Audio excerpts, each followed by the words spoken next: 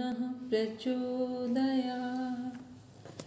Now rub your palms, touch your eyes, then open your eyes.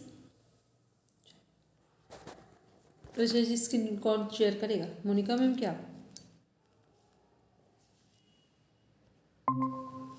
Ma'am कर रही हूँ मैं. ठीक, आराम से करिए. ठीक, चलो.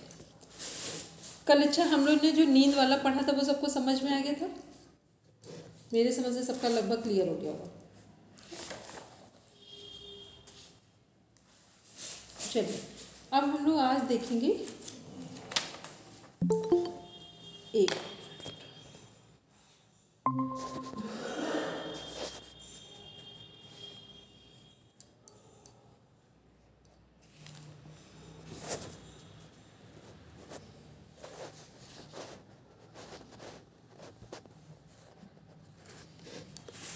आज हम लोग देख रहे हैं साइकोलॉजी के बारे में कि साइकोलॉजी मनोविज्ञान है वो उसका जन्म कहाँ से हो रहा है या वो कहाँ से उसकी शुरुआत हो रही है और अभी हम साइकोलॉजी के किस पार्ट पर काम कर रहे हैं. ठीक, यहाँ देख रहे हैं बिहेवियरल साइकोलॉजी. सबको पता है साइकोलॉजी हमारी दिखती कहाँ है? हमारे बिहेव में. ठीक है, साइकोलॉजी दिखती कहाँ है? बिहेव में. और बिहेव जो हम करते हैं वो हमारा बिहेवियर किस पर डिपेंड करता है? हमारे विचारों पर. हमारे विचार क्या है? मन का एक हिस्सा है, तो विचारों पर डिपेंड कर रहा है. तो हम व्यवहार को देखकर भी विचारों का अंदाज़ा लगा सकते हैं माइंड कैसे वर्क कर रहा है, और माइंड के थॉट प्रोसेस से भी डायरेक्ट हम समझ सकते हैं कि व्यक्ति की जो बात है वो उसके व्यवहार से कितना मैच कर रही है. क्योंकि अभी हम लोग दो चीज़ें कई बार हम लोगों ने देखा होगा कि बात बहुत अच्छी होगी, बात बहुत उच्च स्तरीय होगी, लेकिन व्यवहार में वो मैच नहीं कर रही होती है. वही व्यक्ति जो बोल रहा है वो बिल्कुल सही बोल रहा है. मान लो किसी ने कोई चौपाई सुना दी, बिन विवेक सत्संग न होई. ठीक, बिल्कुल सही बोला है, लेकिन उसके ऊपर वो सूट नहीं कर रही है. तो ये क्या है? यही बिहेवियरल साइकोलॉजी है हमारी, जो हमारी मैच नहीं कर रही है, हमारे विचारों से हमारे व्यवहार में मैच नहीं कर रही. कुछ लोग ऐसे हैं जिनको बहुत अच्छा बोलना नहीं आता है, बहुत अच्छा कुछ करना नहीं आता है, लेकिन उनका व्यवहार इतना क्लियर होता है, ना उसमें कोई कन्फ्यूज़न है, ना कोई फ्रस्ट्रेशन है. भले वो थोड़ा रूडली भी बोल दें यस और नो, लेकिन हम लोग उससे भी हमें समझ में आता है थोड़ी देर के बाद कि ये व्यक्ति कुछ भी हो, व्यक्ति ठीक है. तो ये क्या है? जो हमारा बिहेव है या बिहेवियरल जो हमारी साइकोलॉजी है वो हमारी इंटरकनेक्टेड है मन से. तो वो कई बार व्यक्ति के बोलने का तरीका ठीक भी नहीं है, तब भी क्लैरिटी होने के कारण हम उसको ठीक समझते हैं. ठीक है, और कई बार व्यक्ति का बहुत मधुर व्यवहार है लेकिन उसमें हमको कन्फ्यूज़न नज़र आता है. ठीक है, तो ये क्या है?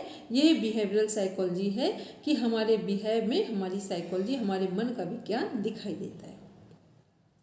फिर देख रहे हैं यहाँ पर व्यवहारवादी मनोविज्ञान, जिसे बिहेवियरिज्म कहा जाता है. मनोविज्ञान की वह शाखा है जो मानव और पशु के प्रत्यक्ष ऑब्जर्वेबल व्यवहार को का अध्ययन करती है, ना कि केवल उसके आंतरिक अनुभवों का. तो व्यवहारवादी मनोविज्ञान क्या है? कि मन की वह शाखा है या मनोविज्ञान की वह शाखा है जो व्यवहार का अध्ययन करती है, ना कि केवल उसके आंतरिक अनुभवों का. तो यहाँ आंतरिक अनुभव तो नहीं है, केवल व्यवहार का अध्ययन कर रही है. लेकिन जब हम लोग अभी इसको थोड़ा और आगे पढ़ेंगे तो इसका समझें कि आंतरिक अनुभव का मीन्स हो गया कि अनुभव का मतलब यहाँ वो नहीं है, अभी अध्यात्म जगत तो जुड़ा नहीं है यहाँ पर, तो ये आंतरिक अनुभवों पर ये कनेक्ट नहीं होगा, लेकिन हमारे विचारों पर पूरा कनेक्ट होगा. ठीक, अनुभव और विचार में क्या है? जो पाश्चात्य मनोविज्ञान है वो कहाँ तक उसने काम किया है? विचार तक काम किया है. और अध्यात्म मनोविज्ञान ने कहाँ काम किया है? अनुभव पर काम किया है. इसीलिए हम लोगों के यहाँ पराचेतन तक हम पहुँचे हैं, असंप्रज्ञात समाधि तक पहुँचे हैं, और वो जो है वो वहाँ तक नहीं पहुँचे हैं. ठीक है, चलिए अब हम लोग देखते हैं इसका मूल सिद्धांत क्या है. Psychology should be the study of behaviour, not of consciousness. Psychology क्या है? बिहेवियर का अध्ययन है, व्यवहार का अध्ययन है, ना कि हमारी चेतना के स्तरों का अध्ययन है. जो हमारे कॉन्शियस लेवल हैं उनका अध्ययन नहीं है. फिर है मनोविज्ञान को केवल व्यवहार का विज्ञान, साइंस ऑफ बिहेवियर माना जाना चाहिए, क्योंकि व्यवहार ही वह है जिसे देखा, मापा और नियंत्रित किया जा सकता है. मनोविज्ञान का स्वरूप व्यवहार का जो विज्ञान है, psychology as a science of behaviour. वैज्ञानिक दृष्टिकोण क्या है, साइंटिफिक अप्रोच क्या है हमारी जो मनोविज्ञान में हम देखते हैं, व्यवहार का अध्ययन नियमित निरीक्षण, प्रयोग, मापन के द्वारा किया जाता है, जैसे लर्निंग, कंडीशनिंग, रीइंफोर्समेंट आदि पर प्रयोग। तो लर्निंग क्या है, हम लोग किसी के लर्निंग के लेवल को बढ़ा सकते हैं मनोविज्ञान में। कंडीशनिंग जो है वो चेंज कर सकते हैं। रीइंफोर्समेंट क्या है कि कई बार कुछ बच्चे अच्छे से काम नहीं कर रहे होते हैं, बड़े या छोटे, तो हम लोग एक रीइंफोर्समेंट मीन्स होता है अपनी तरफ से उन्हें कुछ हम देने का प्रयास करते हैं। देने का मीन्स कि ऐसा करोगे ऐसा हम आपको सपोर्ट करेंगे। कई बार हम लोग बोलते हैं ना बच्चों को कि पढ़ाई करोगे तो हम ये सामान देंगे, ये चॉकलेट देंगे, या कोई हमने काम दिया। अपना भारतीय मनोविज्ञान क्या बोल रहा है, किसी को कुछ देने के आधार पर उसे आगे नहीं बढ़ाना है। ठीक, यहाँ क्या कहा जा रहा है, किसी को देने के आधार पर एक बच्चे का डेवलपमेंट, यदि हमने उसको ये सोचकर सिखा दिया कि ऐसा करोगे तो ऐसा करेंगे, तो वो पूरे जीवन इसी पर डिपेंडेंट हो जाएगा। तो हमें क्या करना है कि जो रियलिटी है वो ये है कि हम किसी को भी जब भी कुछ बढ़ाएं तो उसकी पर्सनालिटी के लिए हम कहें कि आप ऐसा करोगे तो आप ये सीख जाओगे, आप सच बोलोगे तो आपको रिस्पेक्ट मिलेगा। पहला रिस्पेक्ट आपको अपने आप से मिलेगा। ये हमारा भारतीय मनोविज्ञान है। और जब हम लोग पाश्चात्य मनोविज्ञान में देख रहे हैं तो वहाँ सब कुछ बाहर से मिलने वाली चीज़ों के लिए रीइंफोर्समेंट दिया जा रहा है। नेक्स्ट हम लोग देख रहे हैं इसमें, जैसे एक मिनट,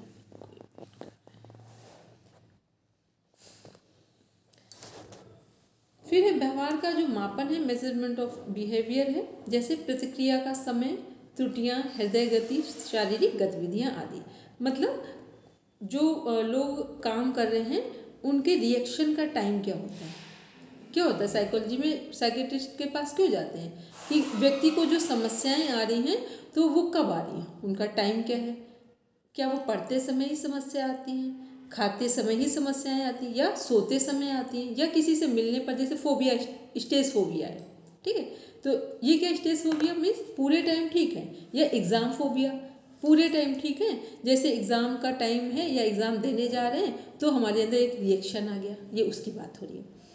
फिर है त्रुटियाँ, गलती कहाँ कहाँ करते हैं और कब कब करते हैं। क्या किसी को देखकर उसके फियर से गलती करते हैं, या अपने आप से कोई मौसम, वातावरण या कोई ऐसी जगह है जहाँ पर गलती होने के चांसेस अधिक बढ़ जाते हैं, या कोई ऐसे व्यक्ति हैं जिनको देखकर हमारे अंदर गलती करने के चांसेस बढ़ जाते हैं। ये सब व्यवहार में देखा जाता है। ये सब साइकोलॉजी इसका प्रॉपर स्टडी करती है। फिर हृदय गति, हार्ट बीट कब कब बढ़ जाती है।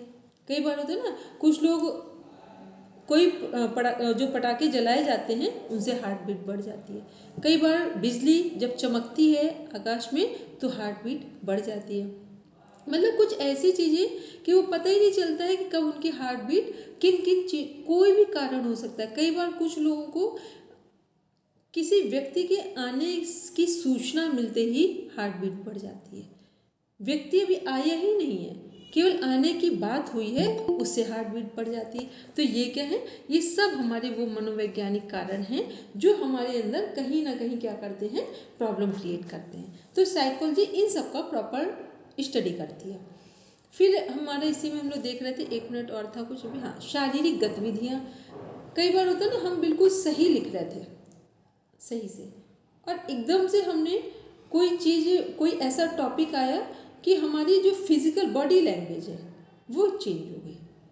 आप देखते हैं बहुत सारे लोगों की स्टडी आप करेंगे कि किसके मिलने पर उनकी बॉडी लैंग्वेज क्या रिएक्ट करती है। ठीक, यदि आपको वो व्यक्ति पसंद है, आपकी बॉडी लैंग्वेज दूसरी हो जाएगी। यदि फादर और बच्चे का प्रेम है, बॉडी लैंग्वेज दूसरी हो जाएगी। ठीक, आप ग्रुप में बैठिए, व्यक्ति का जो जिससे रिलेशन मेंटेन हो रहा है, बॉडी लैंग्वेज वहीं चेंज हो जाती है। कोई कुछ नहीं कर रहा है, वो अपनी जगह, हम अपनी जगह, ग्रुप में बैठे हैं, कोई किसी के पास नहीं जा रहा है, लेकिन जिसका जैसा जिससे अट्रैक्शन है, पॉजिटिव वे में या नेगेटिव वे में, बॉडी लैंग्वेज चेंज हो जाएगी। कई बार बच्चों को अगर कोई टीचर पसंद है तो बॉडी लैंग्वेज तुरंत चेंज हो जाएगी। टीचर नहीं पसंद है, बस वो एंटर किया टीचर ने, उसकी बॉडी लैंग्वेज नेगेटिव मोड में आ गई।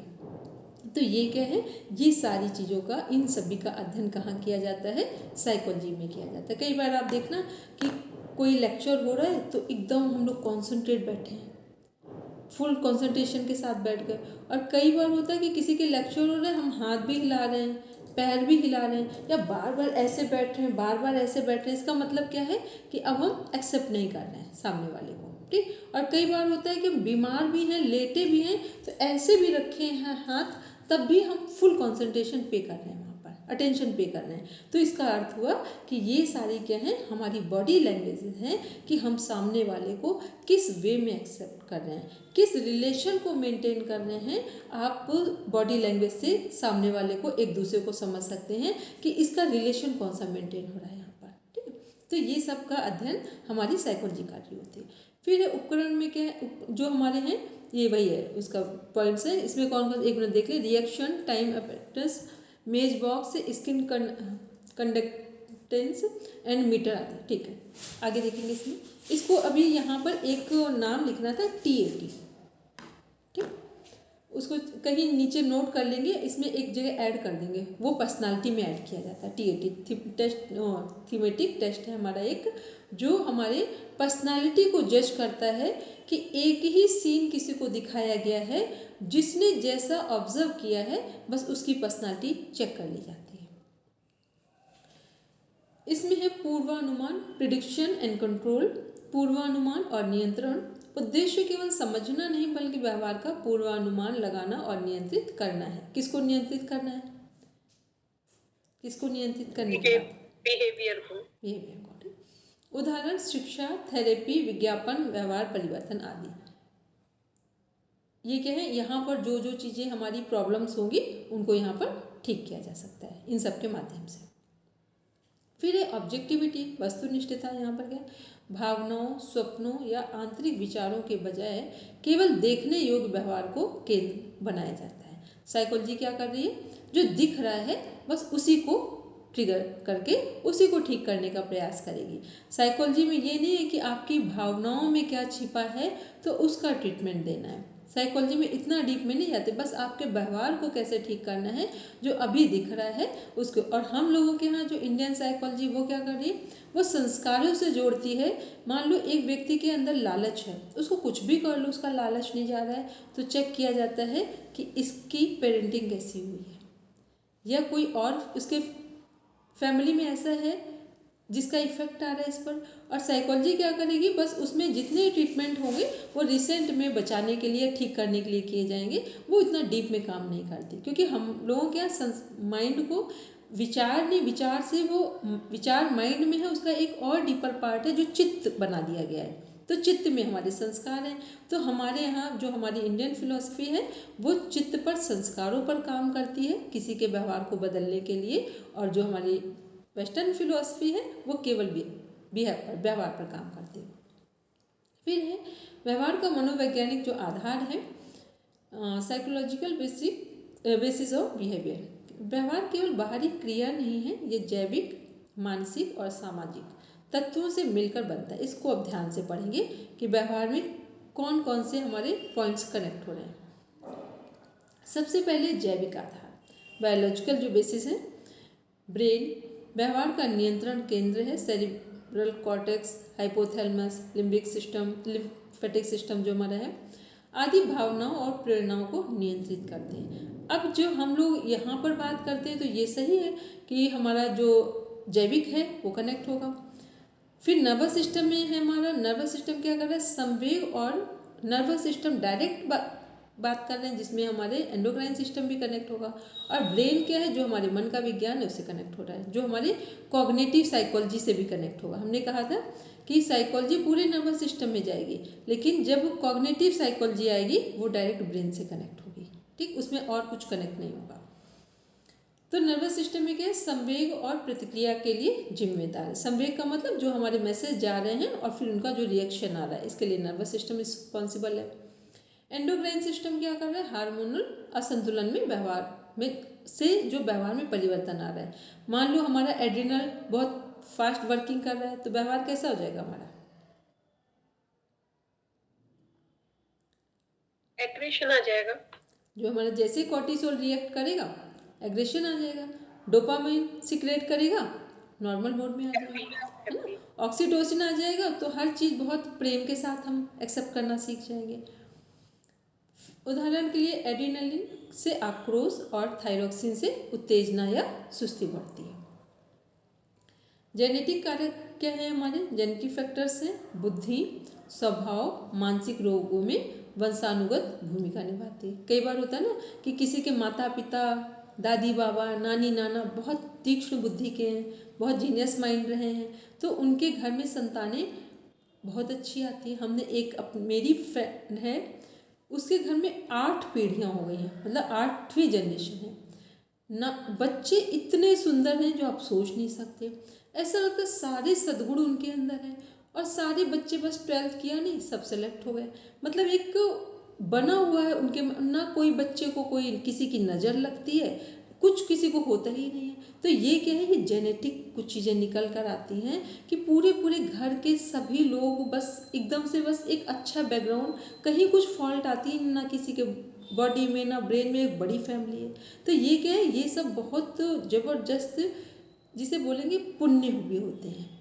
तब ऐसी चीज़ें हमारे कई पीढ़ियों में घटती चली जाती है। तो जेनेटिक में काम आता है कि फिजिकली भी ठीक है, मेंटली भी ठीक हैं, इमोशनली भी, सोशली भी बहुत अच्छे हैं, स्पिरिचुअली भी बहुत अच्छे हैं।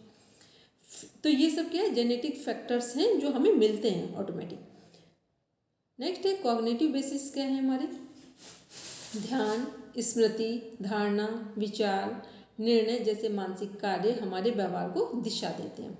गलत धारणा, मान लो हमने आपसे कई दिनों से हम आपको जानते हैं, आप हमेशा अच्छे से बात करती रही, किसी दिन हमने आपसे कुछ कहा रचना जी ये काम कर दीजिए, आपने अच्छे से हमसे बात नहीं की, तो गलत धारणा 2 तरह के लोग हैं। मतलब आपने 20 बार हमसे अच्छा व्यवहार किया है, कभी हमको चीट नहीं किया, और आज अचानक से आपने गड़बड़ किया, तो अगर हम समझदार होंगे तो हम क्या सोचेंगे, जरूर कोई प्रॉब्लम होगी, कोई ऐसी चीज़ होगी तभी, वरना इतने दिनों से ऐसा नहीं किया तो ऐसा नहीं कर सकती।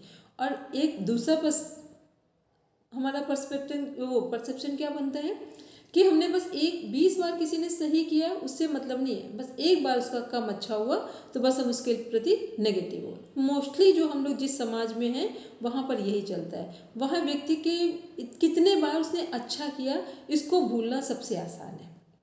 तो ये क्या है, ये गलत धारणा, ये गलत हमारा परसेप्शन है, जो ध्यान गलत निर्णय में परिणत हो सकता है। फिर क्या होते हैं, हमारे सारे हार्मोन्स नेगेटिव सिक्रेशन दे देंगे, तो फिर हम एक के बाद दो, और फिर उसी में कहीं दूसरे तीसरे लोगों से हमने अपनी बात शेयर कर दी, तो वो उसको, और वो नहीं होता, क्या बोलते हैं एक मुहावरा, आग में घी डालना, वो उसका काम कर देते हैं। तो इन सबको भी हमें कॉग्निटिव साइकोलॉजी क्या कर रही है, जब हमारा स्पिरिचुअल हेल्थ सही से काम करती है तब हमारी कॉग्निटिव साइकोलॉजी अपने आप राइट डायरेक्शन में आ जाती है।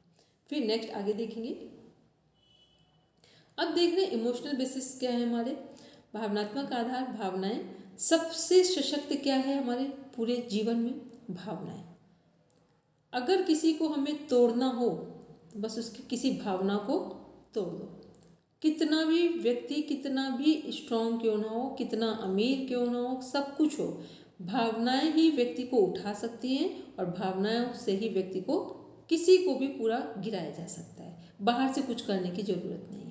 तो इसीलिए सबसे अधिक जीवन में क्या ध्यान रखना है, कुछ भी हो जाए कोशिश करना है बस किसी की भावनाओं पर चोट नहीं करेंगे, और अपनी भावनाओं पर चोट होने नहीं देंगे। अगर कोई कर भी रहा है तो अपने हाइपोथैलेमस को इतना स्ट्रांग करके रखना है कि कुछ भी हो जाए इसकी बात मेरे ऊपर इफेक्ट नहीं डालेगी।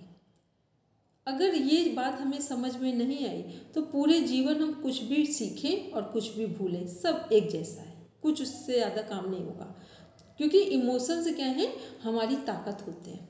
और मान लो आपने सोच लिया कि हमें जो आचार्य श्री राम शर्मा जी हैं गुरुजी, और वहाँ पर एक आर्ट ऑफ लिविंग की क्लास होती थी, वो क्लास हमने अपने जीवन में आज तक सब कुछ देखा, पर इतना पता है उस क्लास में कोई व्यक्ति पलक भी बहुत मुश्किल से झपकाता होगा, इतना हमको याद है। आपको अगर बिल्कुल मरणासन कंडीशन में भी पड़े हों और पता हो कि वो 1 घंटे की क्लास है, तो आप उस एक सांस में भी उठकर उस क्लास तक पहुँच जाएंगे, ऐसी वो क्लास जीवन की। और उस क्लास को जिसने अटेंड किया है उसका पूरा जीवन का सर्कल चेंज हुआ है, ठीक। तो वो क्या है कि जो हमारे भावनाएं होती है ना, तो उसमें वो बोलते थे कि हम किसी भी चीज़ को इस दुनिया में चाहें, तो हम अगर सचमुच में चाहेंगे, हमारी भावनाएं अगर 100% समर्पण के साथ कनेक्ट हो जाएं, तो वो चीज़ हमारे पास आती है। हमें किसी के पास जाने की ज़रूरत नहीं है। और जब जब हमें किसी के पास जाने की ज़रूरत है, तो उतनी हमारी भावनाओं में प्रगाढ़ता नहीं है। वो पूरा साइकोलॉजी पर, क्योंकि गुरु जी का ही आध्यात्मिक मनोविज्ञान पर पूरा वर्क होता है वहाँ पर।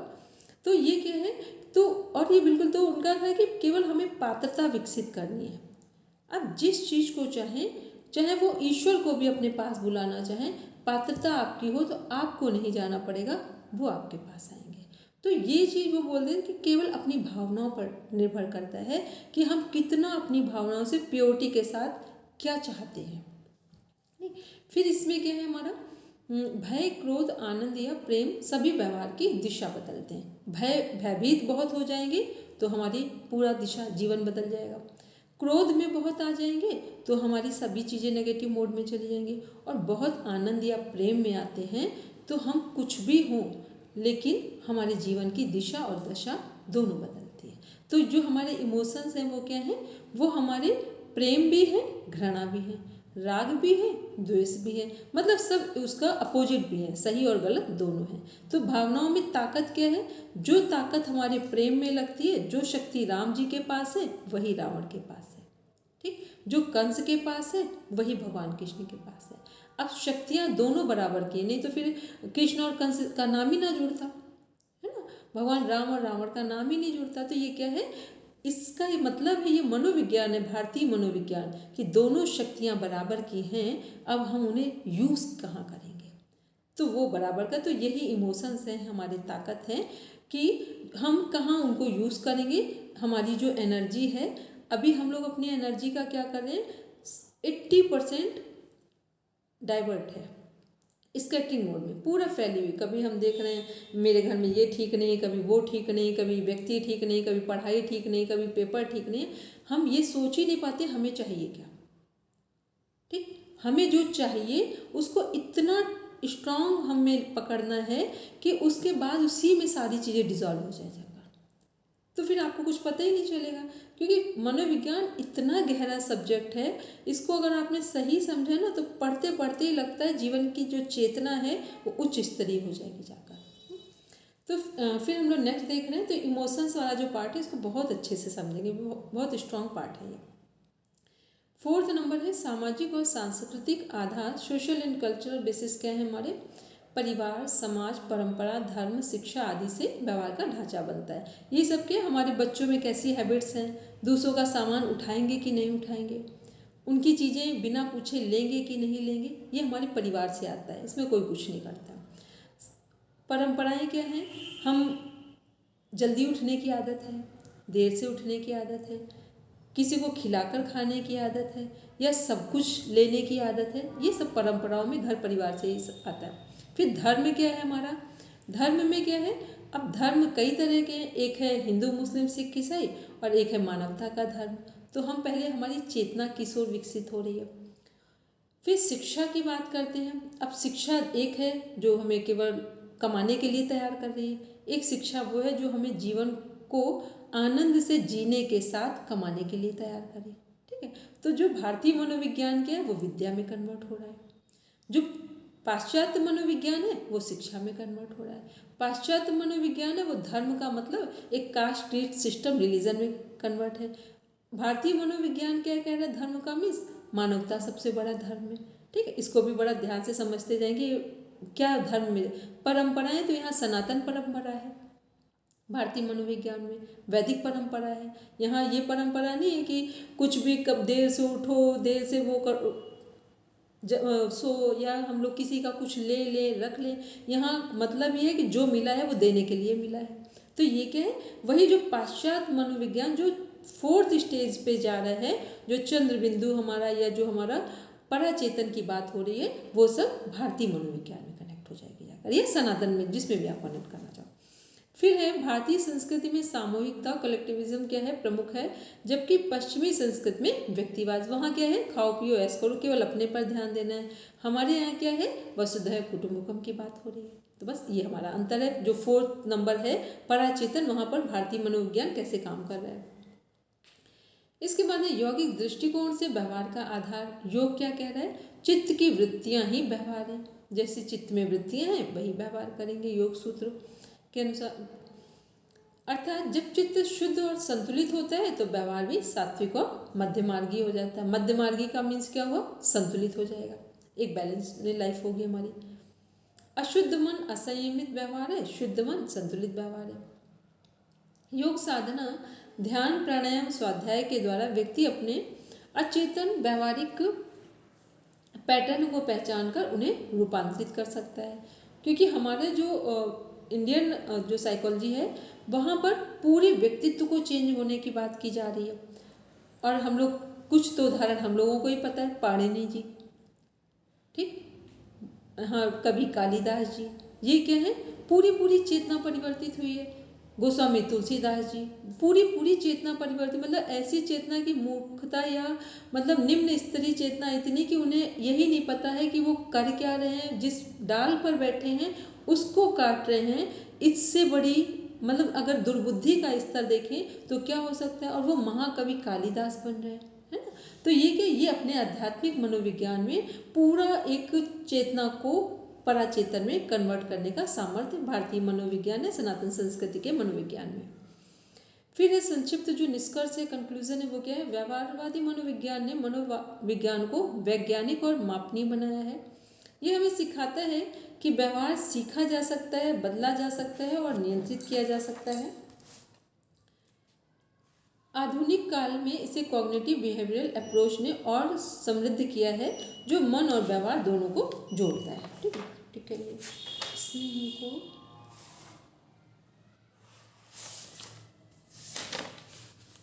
चलिए अब हम लोग देखते हैं कुछ नाम जो हमारे हैं, बोलेंगे रचना जी। मैम ये शायद सिलेबस में कनेक्ट नहीं हो रहे क्योंकि ये पूछे नहीं गए लास्ट ईयर। हाँ, ये पूछे नहीं गए, बस ये उन लोगों के नाम हैं जिनके नाम ये क्वेश्चन आ चुके हैं, क्वेश्चन में सारे नाम आ चुके हैं। जेबी वॉटसन ने क्या दिया है, क्लासिकल बिहेवियरिज्म के बारे में बताया है। मनोविज्ञान को चेतना से हटाकर व्यवहार के अध्ययन के साथ कनेक्ट किया जा रहा है। जो पेवलोव है, क्लासिकल कंडीशनिंग है। ये क्वेश्चन 2017 जो हम लोग ने एग्ज़ाम दिया उसमें आ चुका है। ठीक, हम लोगों के एग्ज़ाम में 17 वाला क्वेश्चन पेपर सॉल्व कीजिए, वहाँ ये आ चुका है क्वेश्चन। ठीक है, एक मैचिंग दी हुई है उसमें ये क्वेश्चन है, और मैचिंग भी लास्ट के क्वेश्चन में है, 50 के बाद वाले क्वेश्चन में। फिर स्टिमुलस रिस्पॉन्स संबंध की नींव रखी डॉग पर एक्सपेरिमेंट किया गया। फिर है स्किनर, ये इन्होंने क्या किया है, ऑपरेंट कंडीशनिंग पर बात की, रीइंफोर्समेंट का जो सिद्धांत है, थ्योरी है, वो इन्होंने दी की, और पनिशमेंट, मतलब जब गलती हो बहुत ज़्यादा तो पनिशमेंट भी देना है, और यदि हमें सुधार के चांसेस दिख रहे हैं तो रीइंफोर्समेंट देना है। फिर है हमारा एडवर्ड थॉर्नडाइक का है लॉ ऑफ इफेक्ट, व्यवहार उन परिणामों से प्रभावित होता है जो उसे मिलते हैं। अगर हमें कोई व्यवहार मिला ही ना हो तो हम उससे प्रभावित नहीं होंगे। मान लो हम लोगों ने कहा आइसलैंड, हमने देखा ही नहीं है, कुछ प्रभावित नहीं होंगे।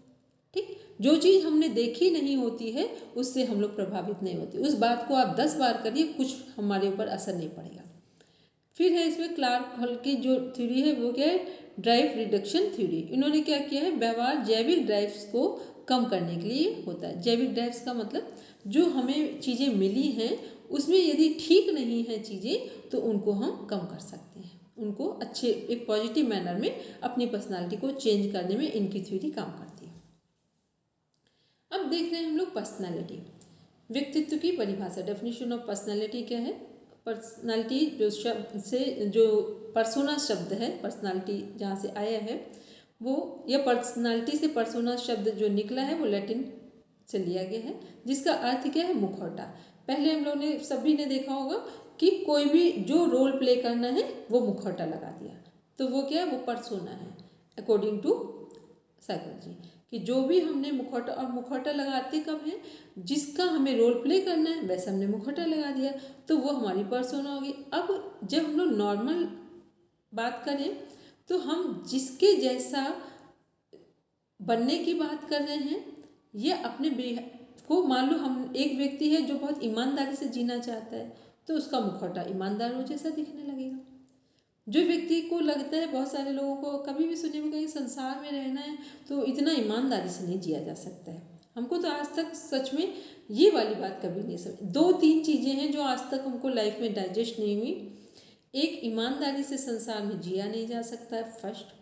सेकंड में क्या आ रहा है, भूल रहा है, थोड़ा सा मिस हो रहा है। सेकंड में हाँ, ये कि कितना भी अच्छा करो दुख मिलता है, बिल्कुल गलत है।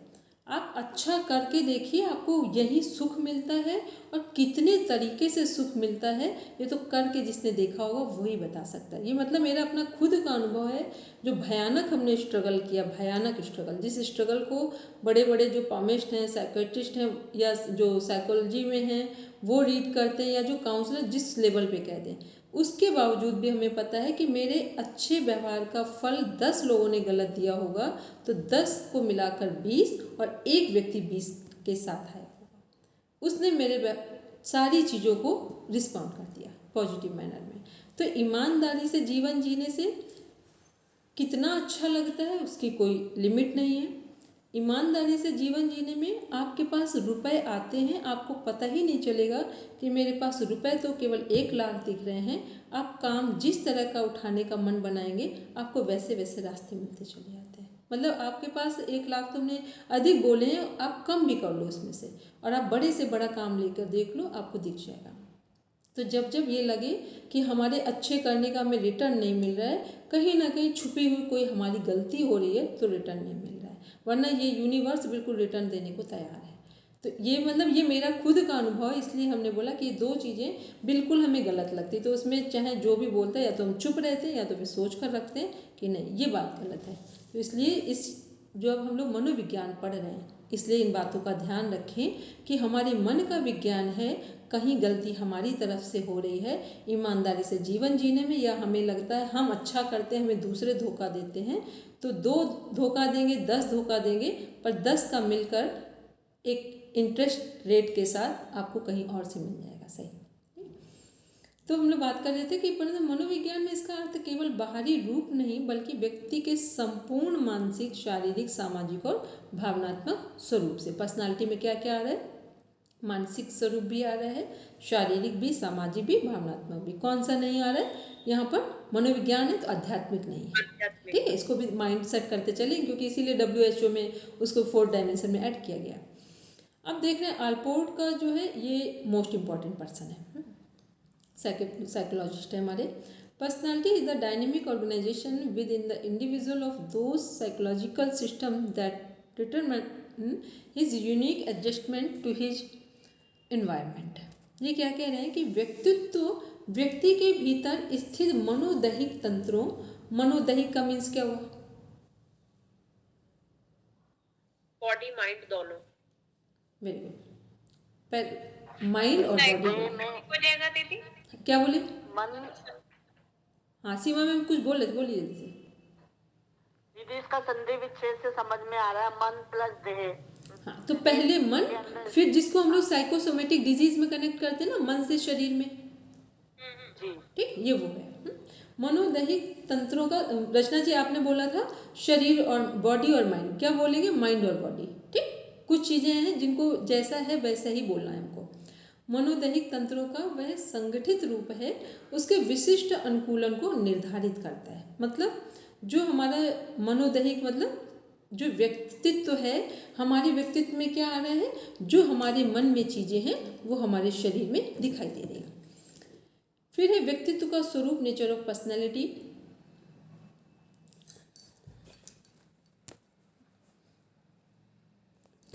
इसमें क्या डायनेमिक, जो हमारा गतिशील है, फिर इंटीग्रेटेड होल में देख रहे हैं, व्यक्तिगत, यूनिक, फिर एडेप्टिव, अनुकूलनशील, विकासशील, डेवलपिंग प्रोसेस में। तो इसको देखते हैं, डायनेमिक में क्या है, व्यक्तित्व स्थिर नहीं होगा, निरंतर बदलता और विकसित होता है। अब सब बिल्कुल अलर्ट होकर बैठेंगे, अब हम जो पूछेंगे टू द पॉइंट आंसर देंगे। ये कौन से व्यक्तित्व वाले लोग हैं वात पित्त कफ में, वात, वात, वेरी गुड। फिर समग्र इंटीग्रेटेड होल, विचार, भावना, व्यवहार के शारीरिक लक्षण सभी का एकीकृत रूप। कौन से लोग हैं वात पित्त कफ में? व्यक्तिगत, यूनिक, प्रत्येक व्यक्ति का व्यक्तित्व विशिष्ट होता है, किसी का हूबहू समान नहीं होता है। ये अलग हो गया, ठीक। इसका मीन्स हो गया कि जब हम लोग बात करते हैं कि इस यूनिवर्स में कोई भी व्यक्ति किसी से पूरा मैच नहीं करता, एक ऐसी क्वालिटी सबको ईश्वर ने दे रखी है जो किसी से कनेक्ट नहीं होती। तो इसको तो हम लोग ने अध्यात्म को छोड़ दो, आधार कार्ड में भी आ गया, जिसका किसी को पता ही नहीं है, ठीक है। अध्यात्म तो बहुत बड़ी चीज़ हो गई। आधार में मतलब फिजिकल एक सिम्टम हमारे पास ऐसा है, तो सोचो कि हमारा आध्यात्मिक मनोविज्ञान क्या कर रहा होगा कि हम पूरी दुनिया में किसी से कनेक्ट नहीं होते। और पूरी दुनिया में किसकी लड़ाई है? केवल इसकी लड़ाई है कि कभी कोई हमें बहुत ऊंचा दिख रहा है, कभी हम किसी को बहुत नीचा देख रहे हैं, ठीक है। और ये देख ही नहीं पा रहे हैं कि जो मेरे पास है वो उसके पास हो नहीं सकता है, और जो उसके पास है वो हम ले नहीं सकते। इतनी सी बात जिस क्षण आपको समझ में आ जाएगी, आप समझ लेना 70% दुख और दर्द वहीं ख़त्म हो जाएंगे। लेकिन हम लोग ये सब सुन के चले जाते हैं और पता ही नहीं क्यों नहीं कनेक्ट। नहीं, हम नहीं बोलेंगे, हम तो कुछ भी सुनते हैं हमको बहुत लगता है, हम कुछ भी सुनकर आए समझ लें, हमको उसी समय वो बात इतनी लगती है कि इसी समय हम काम करेंगे, ठीक। और नहीं कर पाए तो स्वीकार तो करके चलते हैं कि ये गलत है या सही है। तो ये क्या है कि हमें केवल और केवल, कुछ भी आप सबके साथ करो, कौन क्या कर रहा है, किसने आपको कितना चीट कर दिया, आप छोड़ दो। बस आप मन में एक बार धन्यवाद किया करो, भगवान के सामने बैठो कि जो मेरे पास है वो ले ही नहीं सकता है, और उसकी चीज़ हमें लेने का मन नहीं है। बस दो चीज़ों को एकदम क्लियर कर लो अपने माइंड में, इतना क्लियरिटी से बिठा दो कि हमारे पास है वो कोई लेगा नहीं, दूसरे की चीज़ हमें लेने की ज़रूरत नहीं है। बस इतनी सी बात समझना। इसमें कौन सा हम लोग को ज्ञान चाहिए, कुछ नहीं चाहिए, एक नॉर्मल सी बात है जिसको गले उतारना है बस, ठीक। चलो फिर हम लोग देखते हैं इसमें, तो ये क्या, यही यूनिकनेस है हमारी, ठीक। ये क्या है, हमारे व्यक्तित्व की यूनिकनेस है जो हमें पूरे यूनिवर्स में अलग करती है। फिर है नेक्स्ट, एडेप्टिव, जो अनुकूलनशील है, ये व्यक्ति को अपने पर्यावरण के अनुरूप ढालने में सहायता करता है। अब ये मोस्ट इम्पॉर्टेंट पॉइंट है कि हमने कहा था अपने हाइपोथैलेमस को एनर्जी हम कहाँ से देंगे? हाइपोथैलेमस को एनर्जी कहाँ से देंगे? भावनाओं से, प्रतिपक्ष भावना। और हमने बोला था कि जो वातावरण है, यदि हमें अपना हाइपोथैलेमस जैसा बनाना है तो हम वैसे लोगों के साथ बैठें। वैसे लोग ना हो तो वैसी बुक्स के साथ बैठ जाए, वैसे बुक्स ना हो तो हम लोग मोबाइल में वैसे भजन लगा, मतलब वो शब्दावली हो, या फिर वो हमें लोगों से मिल जाए, वो किताबों से मिल जाए, कुछ भी हो, हमें जो चाहिए वैसा इन्वायरमेंट यदि हमने अपने आप को उपलब्ध करा दिया तो हाइपोथैलेमस वैसे ही कनेक्ट कर जाएगा। हाइपोथैलेमस को क्या, आप 10 लोगों के साथ बैठ जाओ जो ये बात कर रहे हो कि संसार में बिना झूठ बोले काम नहीं चल सकता है, ठीक।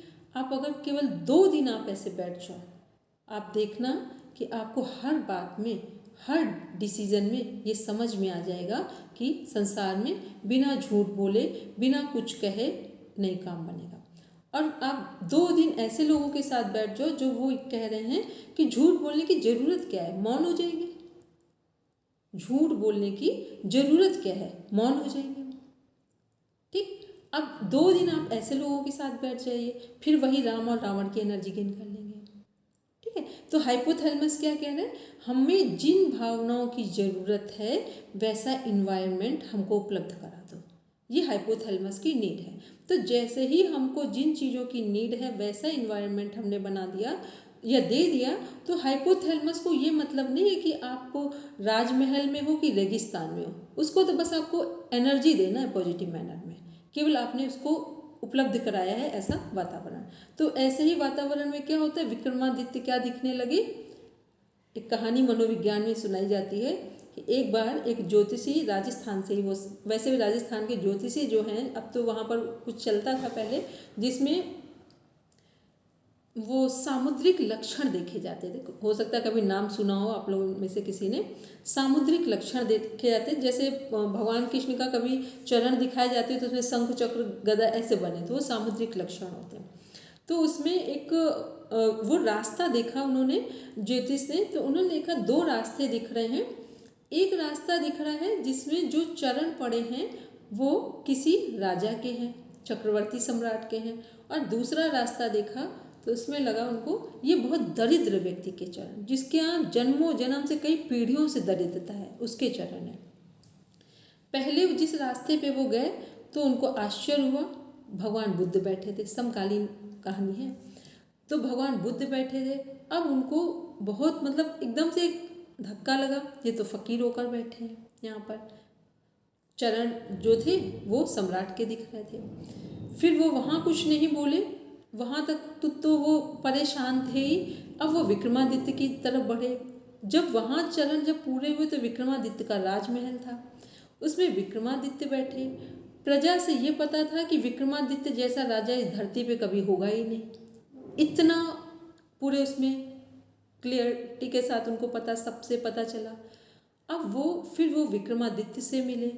अब वो इतना परेशान, ज्योतिष को लगे कि आज हम पागल हो जाएंगे, मेरी विद्या, मेरे पूरे जीवन की विद्या फेल हो जा रही है। तो राजा विक्रमादित्य ने उन ज्योतिष को देख लिया, उनकी बॉडी लैंग्वेज को चेक किया। उन्होंने कहा इतना परेशान क्यों हो रहे हो? तो उन्होंने कहा क्योंकि आज हम कुछ समझ नहीं पा रहे हैं। और वो बहुत, उनका नाम हमको याद नहीं आ रहा, बहुत फेमस ज्योतिष रहे उस जमाने के। फिर विक्रमादित्य ने एक तलवार निकाली अपनी, और तलवार निकाल के बस अपना जो हार्ट वाला पोर्शन है इसको काटने के लिए तलवार उठाई थी। तो फिर वो ज्योतिष ने मना कर दिया। उसने चरण नतमस्तक हुआ और ये कहा कि आज पता चला कि पुरुषार्थ के सामने प्रारब्ध कैसे फेल होता है।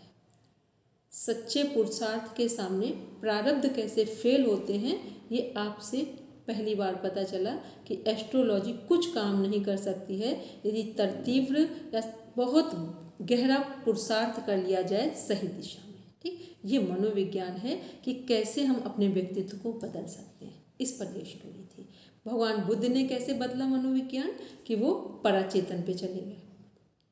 ठीक, वो जिनकी चेतना भी ठीक से काम नहीं कर रही थी भगवान इनकी विक्रमादित्य जी की, वो कहाँ पहुँचे? चक्रवर्ती सम्राट की तरफ जा रहे हैं। ठीक, तो ये मनोविज्ञान है हमारा, भारतीय मनोविज्ञान है कि हम अपना विकास कहाँ और कैसे कर सकते हैं। फिर हम लोग ने, तो ये वातावरण पर डिपेंड करता है, तो वातावरण यहाँ काम करता है हमारा। फिर विकासशील डेवलपिंग प्रोसेस में क्या है कि जीवन के हर चरण में इसका निर्माण और विस्तार होता है। डेवलपिंग मीन्स जहाँ हम जिस चीज़ को डेवलप करना चाहें, तो जीवन में हम जहाँ डेवलप करेंगे वहीं पर हम विकसित होते चले जाएंगे। अब देख रहे हैं जो आल्पोर्ट को आधुनिक व्यक्तित्व मनोविज्ञान का जनक कहा जाता है, ये ध्यान रखें। एक ये ध्यान रखेंगे, एक जो अभी पावलोव वगैरह का जो वो नेम देखे थे साइकोलॉजी के, जिन्होंने अलग अलग थ्योरी दी थी, उनको ध्यान में रखेंगे। अब इसमें देख रहे हैं हमारा जो उन्होंने इनके अनुसार, आल्पोर्ट के अनुसार पर्सनालिटी, ये भी पढ़ चुके हम लोग, अब नीचे केवल इनका वो देखेंगे। व्यक्तित्व एक गतिशील संगठनात्मक प्रक्रिया है जो हमारे मन और शरीर दोनों को के संयुक्त प्रभाव से बनती है, जिसको अभी हम लोगों ने पढ़ा था साइकोसोमेटिक में, ठीक, मनोदैहिक में। ये हमारे विचार, सोच, व्यवहार और शील गुण, मॉरल एंड कैरेक्टर ट्रेट्स को निर्धारित करती है। आल्पोर्ट के अनुसार व्यक्तित्व की जो विशेषताएं हैं उनको देखते हैं। व्यक्तित्व नियत नहीं बल्कि निरंतर बदलने वाली प्रक्रिया है। इसको एक स्क्रीनशॉट लीजिए, इसका सब एक स्क्रीनशॉट। एक बात ध्यान रखेंगे, कई बार हमें लगता है कि हमारा जो व्यक्तित्व है वैसा ही रहेगा। व्यक्तित्व बदलता है। कैसे बदलता है? जैसे आज हमें लग रहा है कि हम लोगों ने प्राणायाम की शुरुआत की, हमको लगा प्राणायाम बहुत अच्छा है, जो हमारे मेंटल स्टेटस को प्रॉपर पॉजिटिव मैनर में चेंज कर देगा। प्राणायाम करते करते आपको थोड़े दिन बाद लगेगा कि प्राणायाम से भी और गहराई में चले जाएं, उसकी डेप्थ में चले जाएं, प्रत्याहार में चले गए और डेप्थ में चले गए। या हम लोग इसको ऐसे देख लें कि हम शुरुआत करें यम से, तो एक टाइम आएगा जब हमने यम को कंटिन्यूटी में रखा तो नियम की तरफ आ गए, नियम को कंटिन्यूटी में रखा तो आसन की स्थिरता में आ गए। क्योंकि महर्षि पतंजलि आसन को, बॉडी को फोल्ड करने की बात नहीं कर रहे हैं, ट्विस्ट करने की बात नहीं कर रहे हैं, वो स्टेबल करने की बात कर रहे हैं। ठीक है, वहाँ आसन ये है। फिर आसन सही से किया तो किसकी तरफ जा रहे हैं? प्राणायाम की तरफ। प्राणायाम लंबे समय तक करें तो प्रत्याहार की तरफ। मतलब हमने किया यम था, अब यम पर जब हम काम रेगुलर कर रहे थे तो ऑटोमेटिक एक टाइम आता है, जैसे पानी को हमने बॉयल करने के लिए एक सही फ्लेम में रखा है तो वो पहले 1 डिग्री से स्टार्ट होगा और हमने इसको जो फ्लेम है वो प्रॉपर अभी वर्किंग में है तो वो एक टाइम आएगा 100 में आ जाएगा जाकर। तो ये क्या है, ऐसे ही हमारी जो पर्सनालिटी है यदि हमने उसको एक डायरेक्शन में रखा है, वो नेगेटिव हो या पॉजिटिव हो, तो वो एक टाइम के बाद धीरे धीरे बदलती जाती है, वो डेप्थ में जाएगी जिस तरफ भी आपने उसको अपना एटीट्यूड बना के रखा है वहाँ पर। फिर है ये व्यक्ति, और एक बात ये भी है, जब कोई व्यक्ति कह दे कि ये कल जैसे थे वैसे आज भी हैं, इसको नेगेटिव लेंगे या पॉजिटिव लेंगे? नेगेटिव। सब लोग अपना अपना पॉजिटिव बोलेंगे। लेंगे। क्या लेंगे अपना मैम? पॉजिटिव लेंगे। हाँ, सब अपना अपना बोलेंगे, जितने लोग जुड़े अपनी अपनी बात बोलेंगे। ये कल जैसे थे वैसे आज भी हैं, इसको नेगेटिव लेंगे या पॉजिटिव लेंगे? ये एक्चुअली दोनों सेंस हो सकता है दीदी, नेगेटिव लेंगे, एक जैसा रहना कंडीशन पर निर्भर करेगा। और कोई? पर फिर दीदी ये भी होता है कि जो कहते हैं कि जो आपका बेसिक नेचर है वो चेंज नहीं होता, तो नेगेटिव हुआ। अगर अडेप्ट कर लेते हो आप परिस्थितियों के हिसाब से और अपने आसपास का जो भी चीजें चल रही हैं, तो अडेप्ट करते हो, अगर आप चेंज करते हो तो अच्छा है। नहीं, ये जो जो बात भी हमारा साइकोलॉजिकली कही जाती है कि जनरली नहीं होता बेसिक चेंज, तो क्या वो सही है? मैं आपसे पूछ रही हूँ। नहीं, इसमें दो चीज़, तभी तो ये हम लोग ये पढ़ने के लिए ऐसे नहीं कि बस इसको लाइन को बस क्रॉस करके चलेगा, ठीक है। इसका मीन्स हुआ कि जो हमारा बिहेव है या जो हमारी हैबिट्स हैं वो चेंज होनी चाहिए, ठीक, बदलनी चाहिए। यदि वो कल जैसे थे हम वैसे आज हैं तो ये नेगेटिव मोड में बात हो रही है। उसमें बदलाव होना चाहिए। बदलाव कैसा हो, जैसे हमें सच बोलना अच्छा लगता था तो आज वो सच हमारे जीवन में दिखना शुरू हो जाए, ठीक। ये इसकी बात हो रही है हमारे यहाँ पर, मतलब जो कुछ हम कल थे उससे बढ़ना चाहिए आगे, उससे पीछे नहीं आना चाहिए। ये ना हो कि कल हम बहुत बोल्ड थे फिर परिस्थितियों में हम बिल्कुल वीक होते चले जा रहे हैं, ठीक।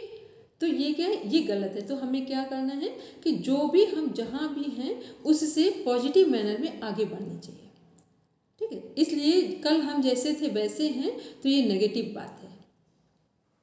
फिर है ये व्यक्तित्व नहीं बल्कि निरंतर बदलने वाली प्रक्रिया है।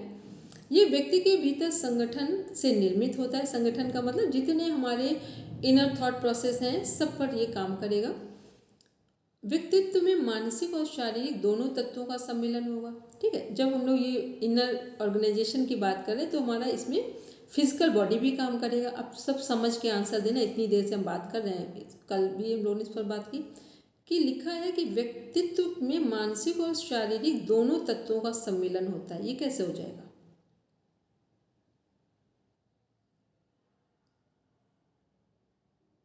मैम पर्सनैलिटी की डेफिनेशन में यही है ना कि ओवरऑल सारा काउंट होता है। नहीं तो ये तो उसमें हम कैसे समझें इस बात को? मैम जैसे कफ वाली प्रवृत्ति है, तो अगर वो सुस्त आलसी है तो अपने आप ही वो मोटा होगा, थोड़ा सा भी खाएगा तो उसको ज्यादा लगेगा। जिसका अग्नि तत्व है वो जो भी खाएगा डाइजेस्ट जल्दी होगा। तो वेट मेंटेन करना उसके हाथ में है कि वो चाहे तो वेट गेन कर ले, चाहे तो लूज कर ले जब चाहे। और जो वात वाला होगा वो गेन करने में उसको बहुत चैलेंजेस आएंगे। तो उससे फिजिक्स से हम उसका नेचर भी तो पहचान लेते हैं ना। ठीक है, प्रॉपर आंसर, ठीक है। यही बात हो रही है कि जो हमारा मानसिक और शारीरिक क्या है, मतलब जो हमारी अपनी जो हमारी इनर थॉट प्रोसेस है या हमारा जो व्यक्तित्व है उसके अनुसार हमारी पर्सनालिटी भी दिखेगी। ऐसा नहीं होगा कि आपको बहुत स्टेबल पर्सनालिटी हो या आपकी थॉट प्रोसेस बहुत क्लियर है और स्टेबल मोड में आप काम करने वाले हैं और आप कहीं बैठे तो आप हिलते डुलते नजर आएंगे, नहीं हो सकता है, ठीक है। वो क्लियर होगा। यदि आप बहुत स्टेबल मोड पे जीने वाले हैं तो आपकी बात ऐसी नहीं होगी ऐसा भी होगा वैसा भी होगा, ये नहीं होगा। वो उसमें यस और नो होगा। भले ही तकलीफ आराम सबके जीवन में आते हैं लेकिन निर्णय में क्लियरिटी आपको नज़र आ जाएगी। तो ये क्या है, ये हमारा जो आंतरिक चीज़ें हैं वो व्यवहार में दिखाई दे रही है हमारी। और दूसरा क्या है, जो हमारा वात पित्त कफ है वो भी हमारी पर्सनालिटी से टच हो रहा है कि वात वालों का नेचर कैसा होगा, वो हर समय चेंज होगा, उनकी चीज़ें हर समय वो कुछ कहेंगे पर अपनी बात पे स्टेबल नहीं होंगे। पित्त वाले क्या है, जो कहा है वो उस पर स्टेबल होंगे। कफ वाले जल्दी जल्दी कोई बात पर स्टेबल नहीं होंगे, लेकिन जब होंगे तब फिर फाइनल होंगे। जब होंगे तब फाइनल क्यों होंगे, क्योंकि वो कुछ लेते नहीं दिल दिमाग में, तो वो आराम से रेस्टिंग मोड में जीते हैं। तो कभी अगर उनके मन को कुछ लग गया तो वो काम पूरा करके रहेंगे।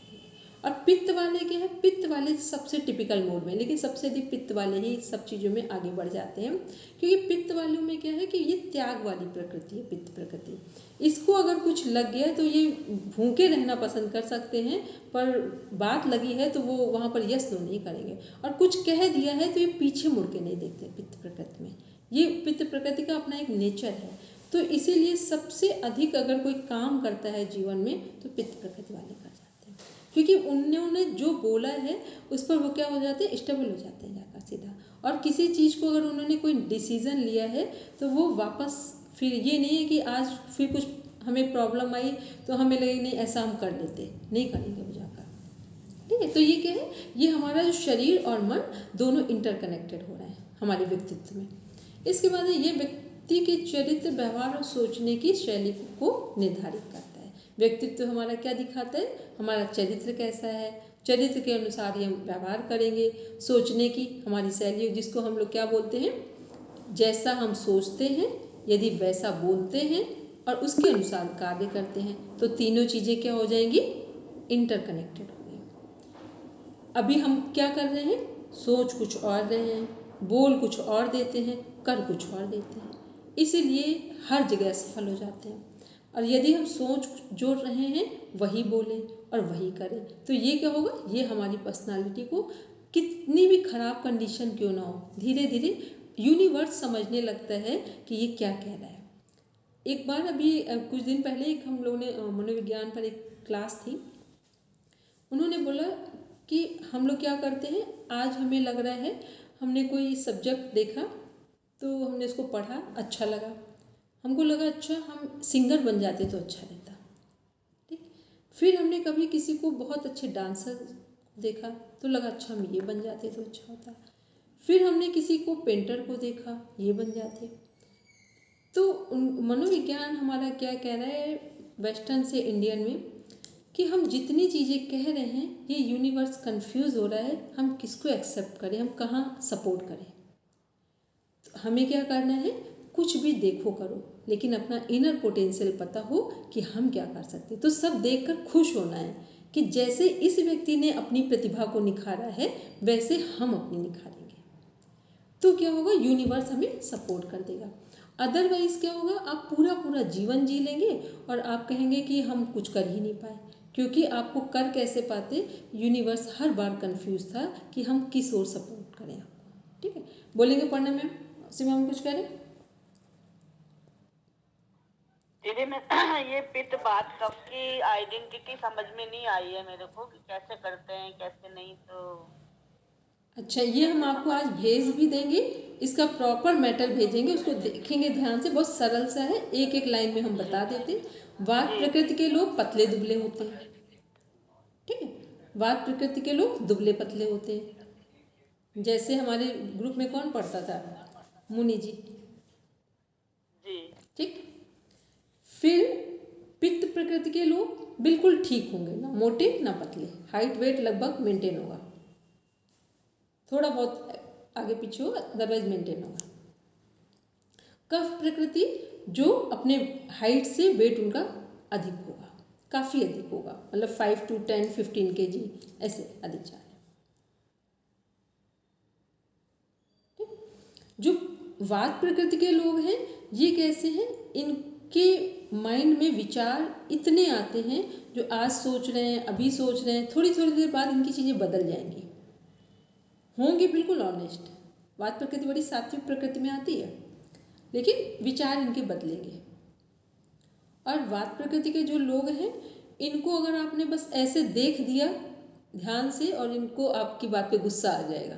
ठीक, कई बार होता है ना, किसी को बस कुछ ऐसे ही आपने ध्यान से देखा तो उसे लग जाएगा कि ये कुछ हमसे कुछ अलग कहना चाह रहा है। ठीक, तो वात प्रकृति को गुस्सा आएगा। लेकिन ये भी ध्यान रखें, वात प्रकृति का गुस्सा कुछ ही क्षण में चला भी जाएगा, क्योंकि वात किससे संबंधित है? हमारी वायु से। तो ना उनका गुस्सा ठहरेगा, ना उनका प्रेम होगा, दोनों सब चलते फिरते रहेंगे। और वात प्रकृति के लोग, जितने लोग हमारे इंटरनल इंट्रोवर्ट पर्सनालिटी हैं, सिंगर, म्यूजिशियंस, फिलोसफर्स, साइंटिस्ट, ये सब कहाँ हैं? कवि जितने हैं, सब हमारे वात प्रकृति के लोग बनते हैं, यदि इन्होंने बहुत अच्छे से अपनी एनर्जी को यूज कर लिया। योग किसी भी प्रकृति को ऊपर उठाने में सपोर्ट करता है, योग और आयुर्वेद। कफ प्रकृति के लोग कैसे हैं? मोटे लोग हैं, जो कि किसी भी तरह का तनाव नहीं लेते हैं, और वो इतना आरामदायक जीवन जीना पसंद करते हैं कि उनको आप 10 बातें सुना दो, लेकिन पानी उनके हाथ में लेके दे दो बस। ठीक, उनको कैसे भी खाना बनाओ, अच्छा बनाओ, खराब बनाओ, बस उनको वहीं पर पहुंचा दो, खाना दे दो, और 10 बातें भी सुना लो, उनको ज़्यादा फर्क नहीं पड़ेगा। ठीक, ये है कफ प्रकृति। कफ प्रकृति के लोगों को सबसे, वात प्रकृति में कितने रोग होते हैं? 80 प्रकार के रोग हैं। कफ प्रकृति में 20 प्रकार के रोग हैं, क्योंकि वो हमेशा मस्त रहते हैं। वो किसी भी, ना तो दिल पे कुछ लेते हैं, ना दिमाग पर कुछ लेते हैं, बस उनको आराम चाहिए, आरामदायक जीवन होना चाहिए उनको। चाहे आप अच्छे से बना कर दो, चाहे खराब से बना कर दो, चाहे खराब बना दो, कैसा बनाओ, वो सब खा लेंगे। ठीक, तो ये क्या, ये कफ प्रकृति में जा रहा है। फिर हमारे कफ प्रकृति के लोग जल्दी जल्दी कोई बात सोचेंगे नहीं, लेकिन कभी उनको कोई बात लग गई तो वो अपने काम को 100% पूरा कर देंगे। जल्दी से कोई निर्णय नहीं लेंगे, पर जब लेंगे तो उसे 100% पूरा कर देंगे। ये कफ प्रकृति। फिर आते हैं, और कफ प्रकृति जो है, जो सबसे शाइनिंग वाली स्किन, आईज, हेयर, सब कफ प्रकृति में जाते हैं। फिर हम आते हैं पित्त प्रकृति में। पित्त प्रकृति कैसी है? ना मोटी ना पतली, संतुलित व्यक्तित्व, बैलेंस जो पर्सनालिटी है, वो है पित्त प्रकृति। पित्त प्रकृति को त्याग वाली प्रकृति भी कहा जाता है। ठीक है, पित्त प्रकृति के लोग किसी की बात को, ये नहीं कि आप उनका अपमान कर दो तो वो बस चुप हो जाएंगे, या तो वो यस में जाएंगे या तो नो में जाएंगे, और जो कुछ उन्होंने कहा है इस पर स्टेबल होंगे, कायम रहेंगे। दूसरा, पित्त प्रकृति के लोगों के जो निर्णय शक्ति है वो सबसे स्ट्रांगली काम करती है, और वो जो भी काम करेंगे वो लगातार। कफ वाले कभी कभी निर्णय लेंगे, पूरा करेंगे, ये जब लेंगे, जो बात सोचेंगे वो पूरा करेंगे। ये है पित्त प्रकृति। ठीक है, ये थोड़ा थोड़ा सा बताया, बस एक हिंट के लिए, बाकी अभी आपके पास मैटर आएगा, उसको आप देख लेना। अपर्णा मैम कुछ कह रहे थे? काफी समझ में आया, आप मैटर भेज देंगे तो सब आ जाएगा। ठीक है, अपर्णा मैम कुछ कह रहे हैं? इसमें चौथा पॉइंट जो है कि व्यक्ति चरित्र, व्यवहार और सोचने की शैली से निर्धारित करता है जो ये व्यक्ति होता है। तो मैंने जैसे कई बार, आप एक पहली बात तो मैं बोलूंगी कि साइकोलॉजी जो होती है वो बड़ी कॉम्प्लिकेटेड चीज भी है, ऐसा है क्या? नहीं है, सबसे इजी है। क्योंकि क्या होता है, जैसे कुछ लोग ऐसे होते हैं कि जिनका चरित्र अच्छा नहीं होता और वो व्यवहार बहुत अच्छा कर रहे होते हैं। वो बात अलग है कि एक टाइम के बाद में वो पता चल जाता है कि उनका चरित्र कैसा है। ठीक है, ये बात। और दूसरा पॉइंट है कि व्यक्ति के भीतर के संगठन से निर्मित होता है, ये कैसे होगा, इसको कनेक्ट कैसे करेंगे? संगठन से निर्मित, तो अभी ये रचना जी ने बोला था, मतलब जैसे मान लो वात प्रकृति है तो उसकी विचारधारा वैसी होगी। ठीक है, पित्त वाले हैं तो पित्त की विचारधारा पित्त प्रकृति की जैसी होगी। ठीक है, तो जैसे मान लो हमारा एकदम एक हाइट, पर्सनल, वेट सब सेम है, ठीक है, बिल्कुल सही, स्टेबल माइंड है, तो ये पित्त प्रकृति में आ गए। तो जब उनका जैसा व्यक्तित्व बाहर से पर्सनालिटी दिख रही है तो उनका इनर भी कहीं ना कहीं उससे कनेक्टेड होगा। ठीक है, ये था यहाँ पर। और जो ऊपर वाला आपने पूछा था साइकोलॉजी वाला कि वो दिखते हैं, करते हैं, तो ये तो हम समझ भले ही ना पाए, नहीं तो बहुत सारे लोग बहुत जल्दी जज कर लेते हैं। हमने कहा था, कई बार हम उदाहरण देते हैं, कुछ लोग बहुत खराब शब्द भी बोल दें, इवन लूज वर्ड्स, गालियाँ भी दे दें बात करते करते, पर उनकी बात हमें बहुत खराब नहीं लगती है। और कई बार लोग बहुत मधुर व्यवहार करते हैं, फिर भी हमारे मन को चुभता है। कितने लोगों को ये बात समझ में आ रही मेरी? बहुत मधुर व्यवहार भी करते हैं तो भी हमें चुभता है। क्योंकि उनकी नीयत अलग होती है, शब्द अलग होते हैं। हाँ, अब ये बिल्कुल ये भी कह सकते हैं, क्योंकि ना हाँ। कई बार होते हैं लोग बहुत अच्छा इतने प्रेम से बोल रहे हैं, इतनी धार्मिक बातें कर रहे हैं, फिर भी हमारे मन को उनकी बात अच्छी नहीं लगती है। और हमारी नहीं, मोस्टली लोग ऐसे होंगे वो कहेंगे इनकी बात नहीं अच्छी लग रही है। और कुछ लोग बिल्कुल अक्खड़ भाषा में व्यवहार कर रहे हैं, फिर भी हमें लगता है कि कुछ भी हो ये व्यक्ति ठीक है। ठीक है, तो ये क्या है, ये चीज़ें हमारी साइकोलॉजी वाली जो चीज़ें हैं ना वो पूरा हमें फील कराती हैं। अब वो अलग है कि हम फील करने को तैयार ही ना हो। जैसे अब इसको एक और समझ लीजिए, मान लो कोई व्यक्ति का हमने नेचर समझ लिया है कि वो व्यक्ति इस नेचर का है। हम फीमेल की सबसे ज़्यादा प्रॉब्लम कहाँ है, कोई बात नहीं, अच्छा छोड़ो, नहीं, एक बार, दो बार, तीन बार, यदि इंटरनल रिलेशनशिप भी हो जो हमारे बहुत गहरे संबंध हैं, वहाँ पर भी हम यदि हम 10 बार किसी के व्यक्तित्व को देख लें तो हम उसके व्यक्तित्व को ना बदल पाए कोई बात नहीं, लेकिन अपने आप को अलर्ट मोड पे तो ले आए। और नहीं ला रहे हैं तो ये फिर मेरी कमजोरी होगी।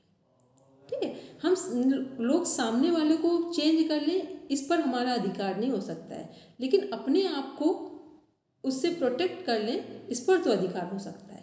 ठीक है, तो साइकोलॉजी हमें यही प्रोटेक्शन दे रही है कि यदि हम सामने वाले को ना समझ कर और हम अपने को ठीक कर ले, प्रोटेक्शन दे दें, तो भी हमने सही समझ लिया। और अभी हम लोग क्या कर रहे हैं कि समझ भी रहे हैं, बार बार छोड़ देते, अच्छा कोई बात नहीं कोई बात नहीं, तो आप आराम से कोई बात नहीं को, फिर जब कोई बात है फिर दुखी हो जाओ, फिर कोई बात नहीं, तो ये सिलसिला क्या है, हमारे जीवन को बिल्कुल कमज़ोर बनाकर एक दिन रख देगा। तो इन बातों का जब भी कुछ पढ़ते लिखते हैं वो इसीलिए पढ़ते हैं कि हम अपना ऑपरेशन करें केवल। ठीक है, चलिए अब हम लोग देखते हैं, एक मिनट टाइम क्या हो रहा है, अच्छा बस है भी 1 मिनट और लेंगे वो क्लास। इसके बाद यहाँ पर हम लोग देख रहे हैं ये एक्सप्लेनेशन हम लोग देख रहे हैं, कार्डिनल ट्रेट्स प्रधान गुण, फिर है सेंट्रल ट्रेट्स मुख्य गुण, फिर सेकेंडरी ट्रेट्स गौण। जो इसमें चलो एक बार थोड़ा सा देख लेते हैं इसको। जो हमारे मुख्य गुण प्रधान गुण क्या होगा सबका, वो अपना बोलेंगे, अपने मन से बस इसके एग्जाम्पल दो, सब लोग अपना अपना दो। मुख्य गुण क्या हुआ, मेन क्वालिटी क्या हुई, सब अपना अपना एग्जाम्पल दे दो, बस हमको समझ में आ जाएगा, कुछ समझा है मनोविज्ञान में। अपना अपना बोलेंगे केवल, अपना प्रधान गुण जो मेन ट्रेट्स है वो बोलिए, बोलेंगे मोनिका मैम। मैम जैसे एक व्यक्तित्व जैसे किसी का है तो उसका एक मतलब मेन पर्सनालिटी होगी, मेन उसका कैरेक्टरिस्टिक, जैसे हम जानते हैं कि वो शांत है या फिर वो चंचल है, तो उस तरीके से वो डिफाइन करने का हम एक देख सकते हैं। एक पॉइंट ऐसा होगा जो हर एक को यूनिक भी करेगा और अब आइडेंटिफाई हम भी इसको अपने करेगा। शब्दों में बोले तो जल्दी से सब आप समझ जाएंगे और अभी अपना एग्जाम्पल देकर जाएंगे। देखो हम अपना एक गुण बताते हैं तो जल्दी, क्योंकि हमें अपने से बात समझ में आती है, हमको पूरी दुनिया में कोई कुछ भी करो जो हमने सोचा वो करके रहेंगे बस। ठीक, कुछ भी हो जाए पूरी दुनिया में हमने जो सोचा हम उसे करके रहेंगे। पूरे सब लोग हमको दिन रात बता दो, चाहे पेरेंट्स हो, चाहे हस्बैंड हो, चाहे पूरी दुनिया में फ्रेंड सर्कल कुछ भी हो, जो सोचा करेंगे हम वही। ठीक, वो हम करके रहेंगे, कुछ भी परिस्थिति दे दो हमको। तो दीदी आप पित्त प्रकृति की हुई? बिल्कुल है, तभी तो हमको कोई भी चीज़ छोड़ी तो कोई बात नहीं, उसको हटा दो, कोई दिक्कत नहीं। थोड़ा सा दुखी परेशान हो, इसके बाद उसको साइड किया, क्षमा किया, बस हमें जो करना वो करें, क्योंकि हमें पता है जो मेरे पास है वो किसी के पास है नहीं, दूसरे का हमें लेना नहीं। ठीक है, चलिए अब बोलिए, अपना अपना बोलिए ताकि हम समझ पाए कि आप लोगों ने क्या समझा, अपना उदाहरण देंगे। मुझे बोलेंगे रेशमा मुझे जी। कभी किसी से जेलिसी नहीं होती, इन्फिनिटी कॉम्प्लेक्स नहीं आता। बस मुझे लगता है मैं डेली खुद को बेटर करती चलूं। और मुझे जब काउंसल करते हैं सबके, क्यों सबके लिए टाइम वेस्ट करती हो, फ्री में काम करती हो, पैसा क्यों नहीं लेती, तो और इधर उधर बातें क्यों नहीं करती, गॉसिपिंग क्यों नहीं करती, मतलब लाइफ को जैसे सब एंजॉय कर रहे हैं वैसे क्यों नहीं करती, क्यों बुक्स पे लगी हो, तो मुझे है ना थोड़ा सा विचलित होती हूँ, पर लगता है नहीं, मैं तो शायद बुक्स के लिए ही बनी हूँ बस, तो नहीं मैं ठीक है, अपने आप को नहीं छोड़ सकती। तो बस ठीक है, बढ़िया, कम से कम ये पता तो हो कि हमें क्या चीज़ हमको अट्रैक्ट करती है, किस चीज़ के सहारे हम जीवन को निकाल सकते हैं, क्या मेरी ताकत है। चलो और बोलेंगे, सीमा में बोलेंगे, सीमा में पढ़ना दीदी में, मेरे मोनिका को में, तो जल्दी जल्दी बोलिए। दीदी मेरे को किसी की बात जो गलत बोलता है बहुत जल्दी पिंच हो जाती है कि इसने ऐसे बोल क्यों दिया, मैंने तो ऐसे किया ही नहीं। ठीक, चलिए बढ़िया, कम से कम क्लियर तो है, बोलेंगे पढ़ना मैम। ईमानदारी है, और मैं अपने मतलब अगर कोई किसी परेशानी में होता है तो मुझे लगता है मैं उसके दुख से अपने आप को कनेक्ट कर पाती हूँ, और अगर कोई सुखी होता है तो मैं उसको और ब्लेसिंग देती हूँ कि अच्छा है, आप और प्रगति करो, चीजें करो। तो मुझे कहीं किसी के ग्रोथ से या किसी चीज से कभी किसी से परेशानी नहीं थी, मुझे लगता है अच्छी बात है। चलो बढ़िया, वेरी गुड। बोलेंगे मोनिका मैम, जल्दी से बोलिए। मैम मेरे बारे में मैं ये समझती हूँ, मैं शांत, एडजस्टिंग, ऑनेस्ट, सिंसियर, ये है। हाँ वेरी गुड। बस एक जो कमी थी, जो उसको हमको लगा कि अगर हम उसको बाहर ले आए, कि एक आपके अंदर एक साइंटिफिक व्यूज़ छुपे हुए हैं, ठीक, एक साइंटिफिक पर्सनालिटी है आपकी, जो कि अब किस कारण से आप उसको नहीं निखार पाए, समय नहीं मिला, या खुद में ही एडजस्ट कर गए कि कोई बात नहीं, ठीक। आपकी जो मोनिका में पूरी पर्सनालिटी है ना, वो एक पूरा साइंटिफिक व्यू लेकर पर्सनालिटी आपकी बहुत रियलिटी में, उसको आप अगर जब समझेंगी ना तो कितना ग्रोथ आप कर सकते हैं, कितनी प्रोग्रेस कर सकते हैं, आप सोच नहीं सकते, ठीक। ये आपका रियल पर्सनालिटी है, ठीक। चलेंगे, बोलेंगे अंजू। मैम मेरा ये जहाँ मेरी गलती नहीं होती है वहाँ मैं एक्सेप्ट नहीं करती हूँ, जहाँ मेरी गलती होती है वहाँ मैं जल्दी एक्सेप्ट कर लेती हूँ मेरी गलती है, नहीं मैं अडिग रहती हूँ कि नहीं मेरी गलती नहीं है, फिर वो चाहे कोई भी हो मैं ये तो कभी वैसे भी मानती अंजू पित्त प्रकृति है, ठीक। अंजू पित्त प्रकृति, और अंजू बिल्कुल बोल्ड पर्सनालिटी, इसमें यार तो सबसे अच्छी बात है, अंजू की पूरी बात समझ में आई। सही बात है। अंजू को वैसे भी, अंजू की पर्सनालिटी ना बहुत बोल्ड पर्सनालिटी और ऑनेस्टी के साथ बोल्ड पर्सनालिटी है। नहीं दीदी, एक बात मैं भी बोलूंगी, मैंने मोनिका जी से कहा था कि आप एमएससी किए हो, इतनी अच्छी आपको बायोलॉजी आती है, बोले नहीं ये सब दीदी का वो है, दीदी ने इतना अच्छा समझाया तो मैं उसको फॉलो करती हूँ। तो मेरे को बड़ा आश्चर्य हुआ, मैंने कहा ये तो ऐसे बोलती है जैसे एमएससी का स्टूडेंट भी दीदी इतना नहीं बता पाता है, सच्ची बता रही हूँ। नहीं, वो चीज़ बहुत अच्छी रियल में, जैसे रचना जी कहे ना कि कुछ भी उनको दो, कोई काम दो तो उनका एक चीज़ है कि हम सब लोग सोचेंगे, करेंगे, उतनी जल्दी वो उसको पूरा, तो एक जो माइंड में जो आइडियाज़, एक फिलॉसफी वाली जो लाइन है वो उनकी इतनी क्लियर है। वैसे ही मोनिका मैम का जो साइंटिफिक व्यू है वो बिल्कुल क्लियर है, और मेरा माइंड कैसा है कि हमें जब मेरा मन करेगा तो उसकी डेप्थ में जाएंगे, नहीं करेगा तो क्लियर ये रहेगा कि इसका डेप्थ हो क्या सकती है, ठीक। तो ये कि ये सबको अपनी अपनी चीज़ें बिल्कुल सही पता हो, तब हम क्या करते हैं, अपने पर्सनालिटी को, अपने पूरे व्यक्तित्व को समझ पाते हैं, और कुछ भी करें हर दिन अपनी पर्सनालिटी को निखारना है। तो ये क्या है, जो हमने आल्पोर्ट की पहली लाइन पढ़ी थी कि व्यक्तित्व निरंतर बदलता है, तो बदलने का मीन्स कब बदलेगा, जो हमारा रियल कोर क्वालिटी है उस पर काम करेंगे तो उसको पॉजिटिव मैनर में बदलते बदलते आगे लेकर आएंगे, ठीक है। चलो सब बैठेंगे शांति पाठ के लिए। ओम शांति शांति शांति, सर्वारिष्ठसु शांतिर्भवतु। Now rub your palms, touch your eyes, then open your eyes. आज एक बार पूरा इसको ध्यान से पढ़ेंगे, और सभी के पास जो आपके पर्सनालिटी के ट्रेट्स दिए हुए हैं, ट्रेट समर के अनुसार, आल्पोर्ट के अनुसार, ऐसे बात पित्त कफ करके उन सब का पूरा रिवीजन ले लेंगे, और जो स्ट्रेस, एंजाइटी, डिप्रेशन है उसका एक बार रिवीजन लेंगे, कल हम लोग आगे देखेंगे, सबको। आपने थोड़ी काउंसलिंग वाली क्लास ली ले लेंगे, जल्दी लेंगे। नहीं ले लेंगे, सही बात है, कभी कभी लगता है कि कुछ बदल के भी मिलना चाहिए, ठीक, जल्दी लेंगे पढ़ना में, ठीक है। आपने जब से पूछा ना, हम कभी अपने बारे में